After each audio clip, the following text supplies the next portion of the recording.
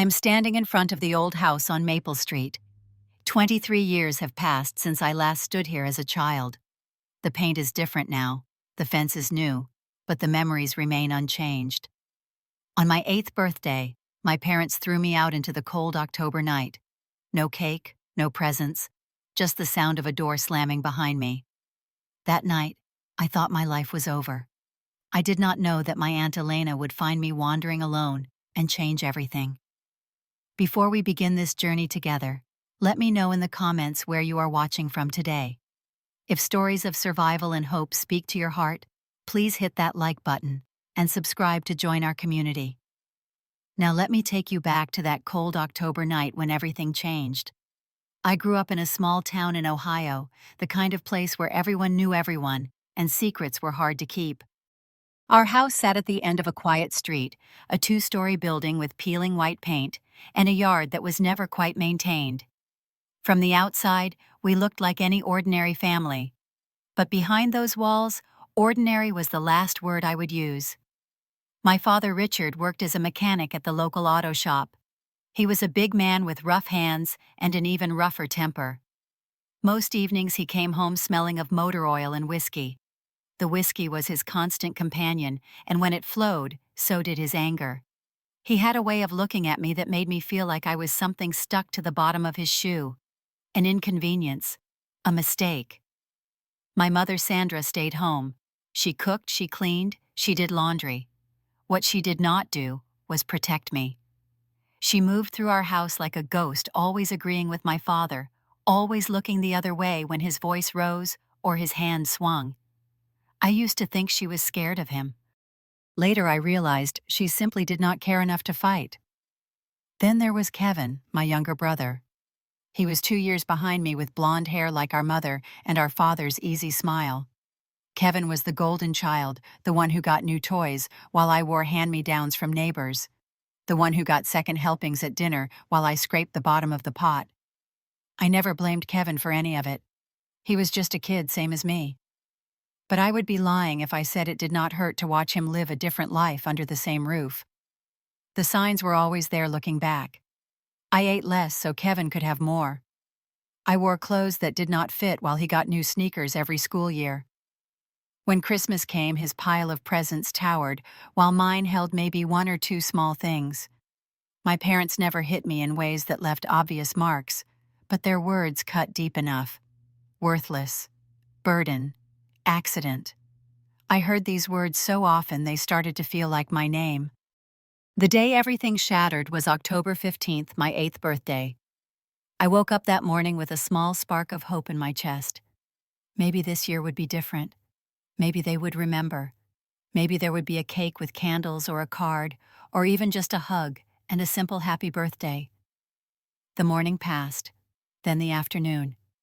Nobody said a word. Kevin went to a friend's house. My mother watched television. My father was at work or at the bar or wherever he went to avoid being home. I sat in my room watching the hours tick by, feeling that spark of hope slowly die. By evening, I decided to make my own birthday special. I found some colored paper in Kevin's desk drawer and carefully cut out a card. I drew a cake on the front with 8 candles. Inside, I wrote "Happy Birthday" to me in my best handwriting. It was silly, I know, but I was 8 years old and I needed something to hold on to. That was when my father came home. I heard his truck pull into the driveway, heard the heavy footsteps on the porch. The front door slammed open, and I knew immediately from the sound of his breathing that he had been drinking. I stayed in my room clutching my homemade card, praying he would just go to bed. But Kevin's colored paper was missing from its usual spot, and my brother, who had come home by then, noticed. The footsteps came up the stairs. My door flew open. My father stood there, his face red, his eyes bloodshot and mean. In his hand he held the wrapper from the colored paper pack. "You stole from your brother," he said. His voice was low, which was somehow worse than when he yelled. I tried to explain. It was just paper. I wanted to make a birthday card. It is my birthday today. He laughed. It was not a kind laugh. "Your birthday," he repeated. "You think anyone cares about your birthday? You think you deserve to celebrate anything? You are the reason we cannot afford nice things. You are the reason I have to work double shifts. You eat our food. You take up space. You are nothing but a drain on this family." My mother appeared in the doorway behind him. I looked at her, begging with my eyes for her to say something to defend me, to tell him it was just colored paper, and I was just a child who wanted to feel loved on his birthday. She said nothing. She looked at the floor. My father grabbed my arm and dragged me down the stairs. I dropped my birthday card somewhere along the way. He pulled me through the living room past Kevin, who sat frozen on the couch, past my mother, who still would not meet my eyes. He opened the front door and shoved me out onto the porch. I stumbled down the steps and fell onto the cold grass. I was wearing only a thin t-shirt and jeans, no shoes, no jacket. The October air bit into my skin immediately. I scrambled up and ran back to the door, pounding on it with my small fists. "Please," I cried. "I am sorry. I will not do it again. Please let me back in. Please, it is cold. Please." The porch light went off.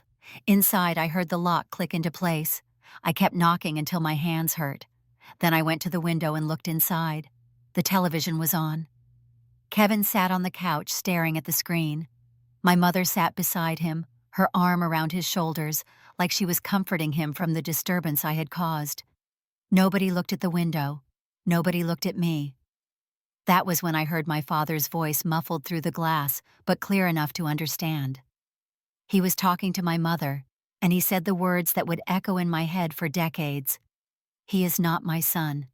He never was." I do not know how long I stood there in the cold, staring through that window at the family that had just erased me. Eventually, my body started moving on its own. I walked down the driveway, my bare feet aching on the cold pavement, and I just kept walking. The streets of our small town looked different at night. The familiar houses became shadowy shapes. The streetlights cast pools of yellow that felt more threatening than comforting.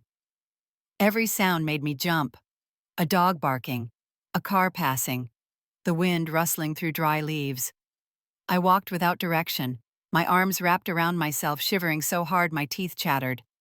I passed the grocery store where my mother sometimes took me. I passed the school where I sat alone at lunch most days. Everything looked the same, but nothing felt real. It was like I had stepped into a nightmare version of my own life. Eventually, I found myself at Riverside Park. It was empty at this hour, the swings hanging motionless, the slide gleaming dully under the distant streetlight. I sat down on one of the swings, the cold metal chain biting into my palms, and I let myself remember. My mother had brought me here once years ago, before Kevin was born. We had spent a whole afternoon together, just the two of us. She pushed me on this very swing, and I remember laughing, feeling like the luckiest kid in the world. She bought me ice cream afterward. Strawberry, my favorite. That memory felt like it belonged to someone else now. Some other boy with some other mother. Not me. Not her. I was hungry. I was cold. I was terrified. But more than anything, I was confused. What had I done that was so unforgivable? Why did my own parents hate me so much? The questions circled in my mind like a trapped bird beating its wings against the walls of my skull. A police car drove slowly past the park. I saw its lights, heard the crunch of its tires on the road, and something inside me clenched with fear. I had heard stories about kids who got taken away by police, sent to group homes, orphanages, places where bad things happened to children nobody wanted. I slid off the swing and hid behind a thick oak tree until the car was gone. After that, I kept moving. I walked until I remembered my grandmother. My father's mother lived just a few blocks away. She was old and stern, but she had always given me candy when we visited. Maybe she would help. Maybe she would let me sleep on her couch and sort everything out in the morning. Hope flickered in my chest again as I made my way to her house. The porch light was on.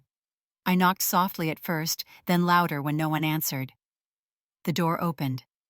My grandmother stood there in her bathrobe, her gray hair in curlers, her face pinched with annoyance at being disturbed so late. "What on earth are you doing here?" she demanded. I told her everything. The words tumbled out between shivers and sobs. "Dad threw me out. He said I was not his son. I have nowhere to go.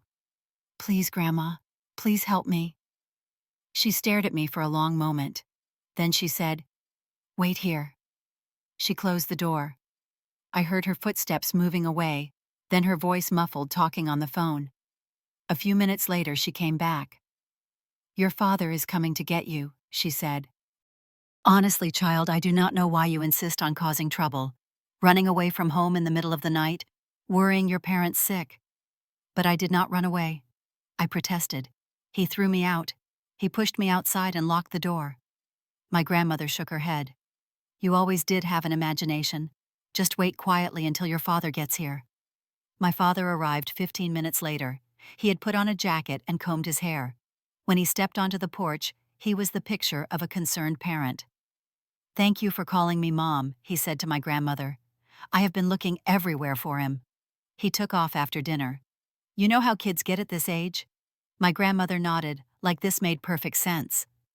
"Well, he is safe now. That is what matters."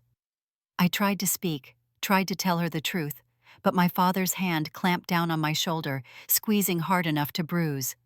"Come on, son," he said through gritted teeth. "Let us get you home." He marched me to his truck, opened the passenger door, and practically threw me inside. Then he got in and started driving. We did not go home. He drove for maybe 10 minutes out toward the edge of town, where the houses thinned out and the fields began. Then he pulled over to the side of the road, got out, and opened my door. "Get out," he said.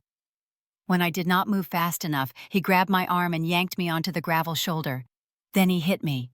Once, twice, 3 times. Open-palmed slaps that made my ears ring and my vision swim. "You keep your mouth shut," he said, leaning close so I could smell the whiskey on his breath. "You tell anyone else about tonight and next time it will be worse. You understand me?" I nodded, too shocked and hurt to do anything else. He got back in his truck and drove away. He left me there on the side of the road, miles from anywhere, in the middle of a cold October night. I do not know how long I sat there on that gravel shoulder. Time stopped making sense. The cold seeped into my bones. I could not feel my feet anymore. I thought maybe I would just sit there forever, that this was where my story ended, forgotten on some nameless road outside a town that never cared about me. Then I saw headlights. A car was coming down the road, slowing as it approached. Part of me wanted to hide again, but I was too tired, too cold, too broken to move. The car stopped. The driver's door opened. A woman stepped out. She was tall and thin, with dark hair pulled back in a ponytail. She was wearing scrubs, like she had just come from a hospital. She walked toward me slowly, carefully, like I was a frightened animal she did not want to spook. "Oh my God," she said when she got close enough to see my face. "Is that you? Is that really you?" I did not recognize her at first, but when she knelt down in front of me, when I saw her eyes, something stirred in my memory. A Christmas dinner years ago. A woman arguing with my mother. A door slamming. A name I had heard only in whispers since then. "Aunt Elena," I whispered. She burst into tears. She pulled me into her arms and held me so tight I thought my ribs might crack. But it was the best pain I had ever felt. It was the pain of being wanted, of being seen, of being held by someone who actually cared. "What happened to you?" she kept asking. "What are you doing out here?" "Where are your parents?" I told her. All of it. The birthday, the paper, the door, the grandmother, the roadside. I told her everything, and she listened without interrupting, without doubting, without looking away. When I finished, she stood up and helped me to my feet. Her jaw was set. Her eyes were fierce. "You are coming home with me," she said. "And then we are going to fix this. I promise you everything is going to be okay." She led me to her car, wrapped me in a blanket from her back seat, and turned the heat up as high as it would go. Before she started driving, she took my face in her hands and looked straight into my eyes. "You are safe now," she said. "I got you." Those 4 words changed my life. Aunt Elena's apartment in Columbus was small. 1 bedroom, 1 bathroom, a kitchen barely big enough to turn around in. But that night it felt like a palace. She made me soup. Chicken noodle from a can, nothing fancy, but it was the best thing I had ever tasted. She found warm socks and a sweater that was way too big for me, but soft as a cloud. She ran a hot bath and let me soak until my skin pruned and my shivering finally stopped. When it was time for bed, she gave me her room. I protested, but she would not hear it. She made up the couch for herself and tucked me in with 3 blankets and a stuffed bear she had kept from her own childhood. I could not sleep. Every time I closed my eyes, I saw my father's face, heard the lock clicking, felt the cold. Sometime around midnight, Aunt Elena came in. She did not say anything. She just sat on the edge of the bed and took my hand in hers. She stayed there all night, holding my hand, keeping watch. When I woke up in the morning, she was still there. Over the next few days, I learned more about my aunt. She was my mother's younger sister, though they had not spoken in nearly 5 years. There had been a falling out, something about money my mother had borrowed and never repaid, accusations, made harsh words exchanged. Aunt Elena had been cut off from the family, declared persona non grata at all gatherings. She had never met Kevin. She had not seen me since I was 3 years old. She had driven through our town that night, purely by chance, taking a shortcut after a late shift at the hospital where she worked as a nurse. Fate, she called it. Or maybe something more. The day after she found me, Aunt Elena made phone calls. First to her own lawyer, an old friend who agreed to help. Then to Child Protective Services. Then to the police. What followed was chaos. My parents, it turned out, had not even reported me missing. When the police showed up at their door to ask about their son, they claimed I had run away. They said I was a troubled child prone to lying and acting out. They expressed concern, but showed no urgency. Child Protective Services visited Aunt Elena's apartment. They interviewed me alone, asking gentle questions, taking notes. They photographed the bruises on my shoulder and the scrapes on my feet from walking barefoot through the cold. Then came the legal battle. At first, my parents did not even try to get me back. I think they assumed I would just disappear, become someone else's problem. But when they realized there might be criminal charges, when they understood that their reputation in that small town might be at stake, suddenly they wanted their son returned. They hired a lawyer. They accused Aunt Elena of kidnapping. They painted her as the villain, a bitter woman trying to destroy their family out of petty jealousy. Aunt Elena used her entire savings to fight back. Every penny she had put away over years of 12-hour nursing shifts went to legal fees. But she never complained, never hesitated. "This is not about money," she told me once when I asked her why she was sacrificing so much for a nephew she barely knew. "This is about doing what is right, and you, sweetheart, are worth every penny." The custody battle lasted 6 months. 6 months of court appearances, of depositions, of waiting and worrying. I had to testify. I had to sit in a room and tell a judge with my parents watching exactly what they had done to me. My father looked at me the whole time with cold, furious eyes. My mother would not look at me at all. She kept her gaze fixed on her hands folded in her lap, like she was praying for this all to be over. My grandmother testified too. She backed up my parents' story, called me a liar, said I had always been a difficult child.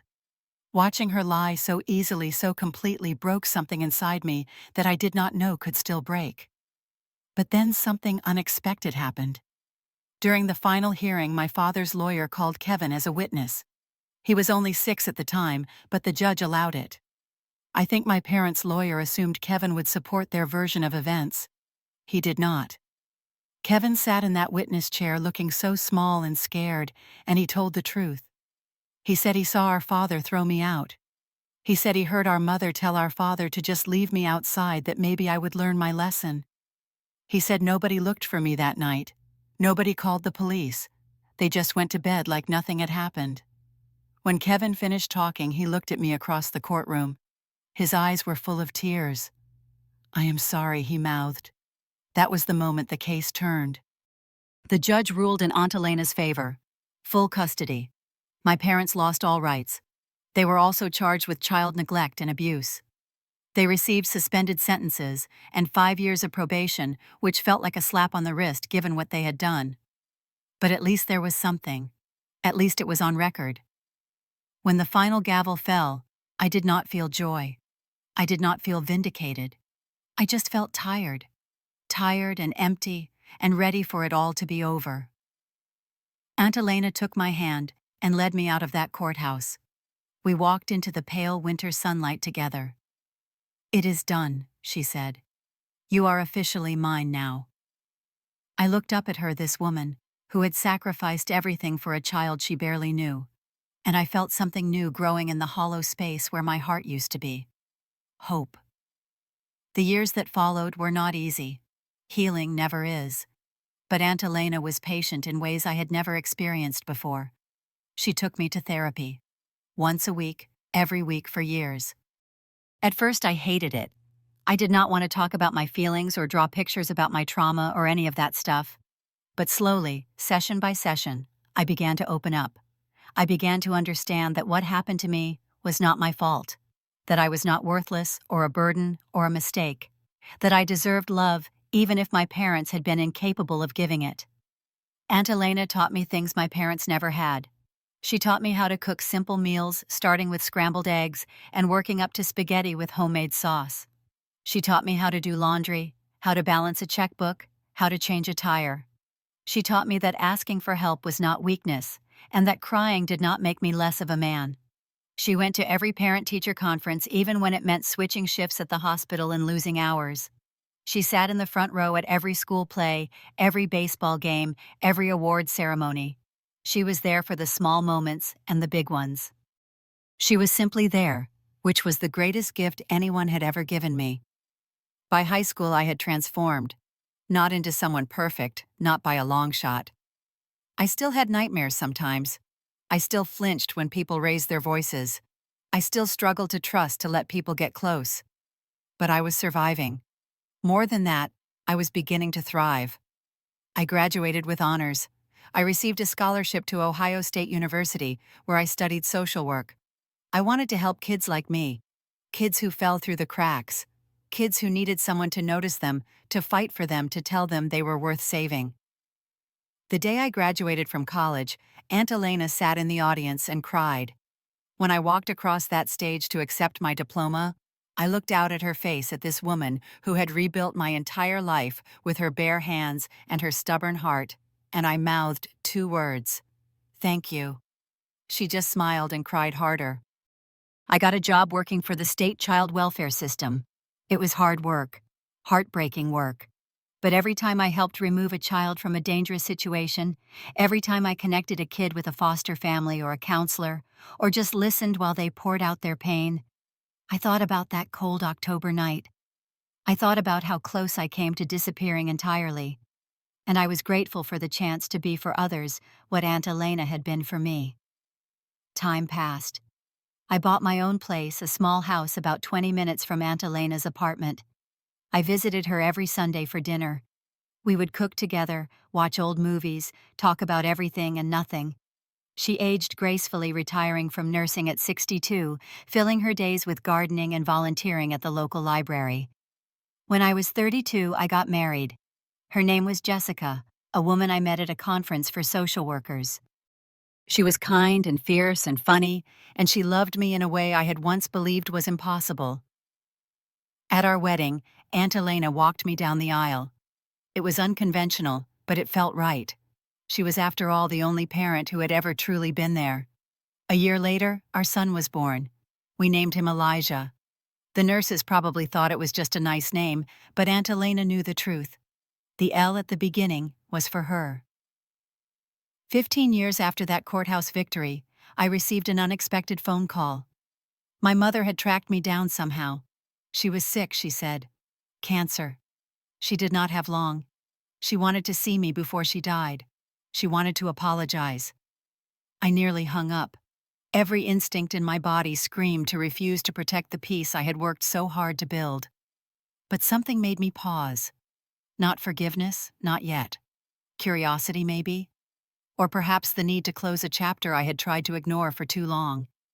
I went to the hospital alone. I did not tell Aunt Elena or Jessica where I was going. I needed to face this without anyone holding my hand. My mother looked small in that hospital bed, fragile in a way I had never seen before. The woman who had watched silently while her son was thrown into the cold had become a withered shell, wires and tubes mapping her body like roads to nowhere. She cried when she saw me. She tried to reach for my hand, but I kept my distance. "I am so sorry," she whispered. "I was weak. I was scared of him. I should have protected you. I should have been a mother. Can you ever forgive me?" I stood there for a long time looking at this stranger who had given birth to me. I thought about all the years of therapy, all the work I had done to release the anger and the hurt. I thought about what holding on to resentment had cost me and what letting it go had given me. "I forgive you," I said finally, "but not for you, for myself. I forgive you because carrying this weight does not serve me anymore. But I will not pretend we have a relationship. I will not pretend the past did not happen. I just release you from the debt you owe me because I do not want to be connected to you by hatred anymore." She sobbed. She begged me to stay, but I had said what I needed to say. I walked out of that hospital room and never went back. She died 3 weeks later. I did not attend the funeral. My father had disappeared years earlier, drifting from town to town, drinking himself into obscurity. Kevin and I reconnected as adults. He carried his own guilt, his own trauma from growing up in that house. We are not close, but we check in with each other from time to time. He understood why I could not forgive our parents. He barely forgave himself. Today I am standing in front of the old house on Maple Street. A different family lives there now. Children's toys scatter the front yard. A tire swing hangs from the oak tree. Laughter echoes from somewhere inside. I do not feel anger anymore. I do not feel pain. I just feel gratitude. Gratitude for Aunt Elena, who saw a broken boy on the side of the road and chose to love him. Gratitude for the life I have built from the wreckage of my childhood. Gratitude for every person who believed in me when I could not believe in myself. Blood makes you related, but loyalty makes you family. The people who choose to stay, who choose to fight for you, who choose to love you, even when it costs them everything. Those are your real family. Aunt Elena taught me that, and I carry her lesson with me every single day. Now I want to ask you something. Think about your own life. Think about the people who have stood by you through the darkest moments. Who is your real family? Let me know in the comments below. I would love to hear your stories. If this story touched your heart, please hit that like button. If you want to hear more stories like this, subscribe to the channel and turn on notifications so you never miss an upload. And if you know someone who needs to hear this message today, share this video with them. Thank you for watching. Thank you for listening. Thank you for being part of this community. May you find your Elena. May you become an Elena for someone else. And may you always remember that you are worthy of love, no matter what anyone has ever told you. Take care of yourselves. I will see you in the next one.